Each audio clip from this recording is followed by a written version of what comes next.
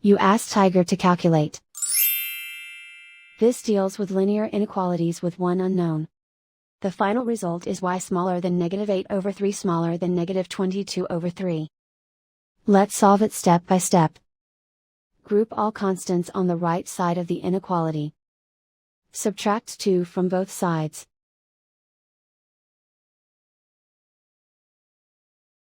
Group like terms.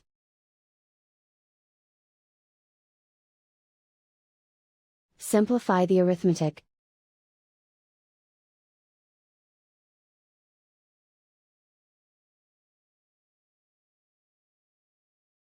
Isolate the y.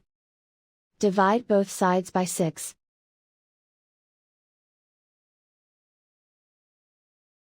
Simplify the fraction.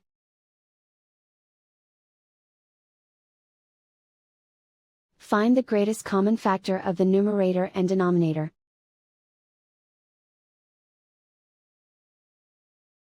Factor out and cancel the greatest common factor.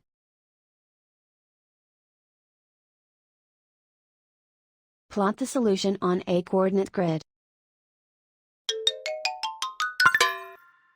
And so the final result is y smaller than -8/3 smaller than -22/3.